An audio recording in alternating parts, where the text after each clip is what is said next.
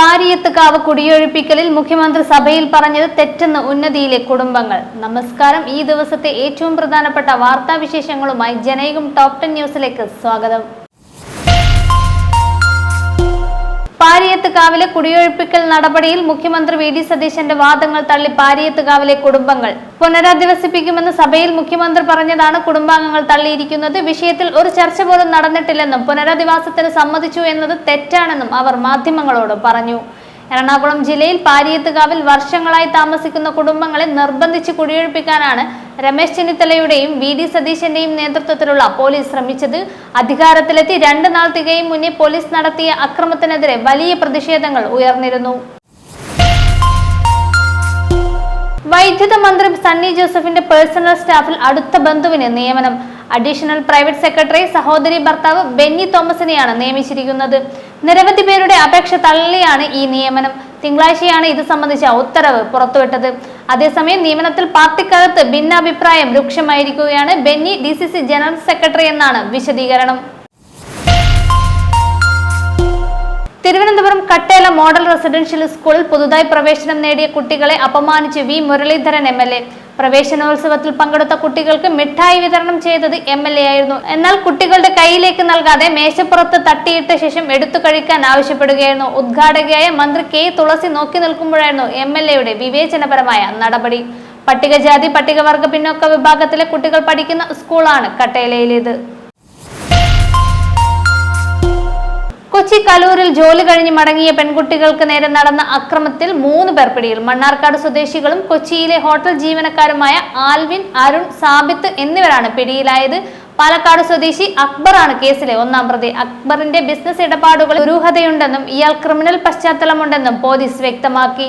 ചൊവ്വാഴ്ച പുലർച്ചെ 4:30 ചക്കാലപ്പാടം റോഡിലാണ് കേസിനാസ്പദമായ സംഭവം നടന്നത്. റോഡിലൂടെ നടന്നുപോയപ്പോൾ കമന്റടിച്ചത് ചോദ്യം ചെയ്ത പെൺകുട്ടികൾക്ക് നേരെ സംഘം ചേർന്ന് ആക്രമിക്കുകയായിരുന്നു.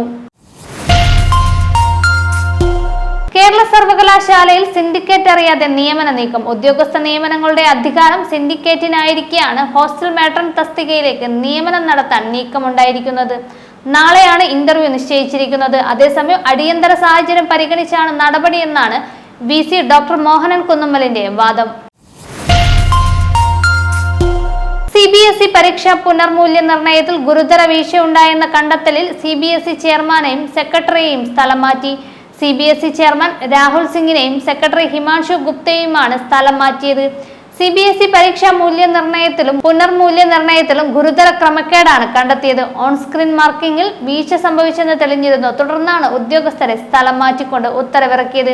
CBSE 12ാം ക്ലാസ് മൂല്യനിർണയത്തെക്കുറിച്ച് വ്യാപക പരാതികളും പ്രതിഷേധങ്ങളും നടന്നതിനെ തുടർന്നാണ് കേന്ദ്ര സർക്കാരിന്റെ നടപടി.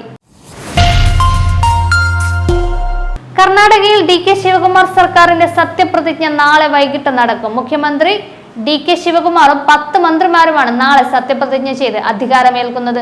മന്ത്രിസഭയിൽ 2 മലയാളികളും ഇടം പിടിച്ചു. KJ ജോർജും UT ഖാദറുമാണ് മന്ത്രിസഭയിൽ ഇടം പിടിച്ച മലയാളികൾ. നിയമസഭാ തെരഞ്ഞെടുപ്പിന് പിന്നാലെ പശ്ചിമ ബംഗാളിൽ തൃണമൂൽ നേതാക്കൾക്കെതിരെയുള്ള അതിക്രമത്തിൽ പ്രതിഷേധത്തിന് നേതൃത്വം നൽകി മമതാ ബാനർജി.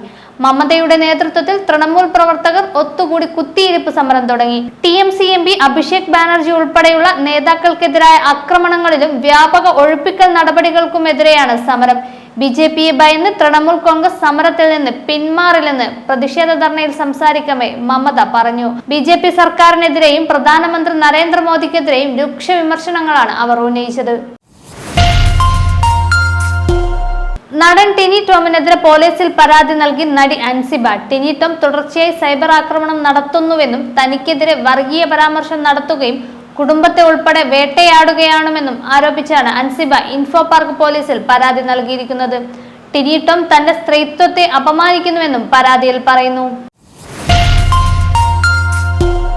ജൂൺ 11 ആരംഭിക്കുന്ന FIFA ലോകകപ്പിനുള്ള 26-അംഗ ഖത്തർ ദേശീയ ടീമിൽ ഇടം നേടി മലയാളി താരം തഹസീൻ മുഹമ്മദ് ജംഷീദ്. ലോകകപ്പ് ഫുട്ബോളിന്റെ ചരിത്രത്തിൽ ആദ്യമായാണ് ഇന്ത്യൻ വംശജനായ ഒരു താരം ലോകകപ്പ് ടീമിൽ ഇടം പിടിക്കുന്നത്. തലശ്ശേരി സ്വദേശിയും മുൻ കാലിക്കറ്റ് യൂണിവേഴ്സിറ്റി ഫുട്ബോൾ താരവുമായ ജംഷീദിന്റെയും കണ്ണൂർ സ്വദേശി ഷൈമയുടെയും മകനാണ് തഹസീൻ. അതേസമയം നേരത്തെ ഖത്തറിന്റെ U17, U19 ടീമുകൾക്കായി കളിച്ചിട്ടുള്ളതിനാൽ ഈ ലോകകപ്പ് സെലക്ഷൻ വലിയ സർപ്രൈസ് ആയിരുന്നില്ലെന്ന് തഹസീൻ മാധ്യമങ്ങളോട് പറഞ്ഞു. ജനൈകം ടോപ്പ് 10 ന്യൂസിലൂടെ വീണ്ടും കാണാം. കൂടുതൽ വാർത്തകൾക്കും വിശേഷങ്ങൾക്കുമായി ജനൈകം വെബ്സൈറ്റ്, യൂട്യൂബ് ചാനലുകൾ സന്ദർശിക്കുക.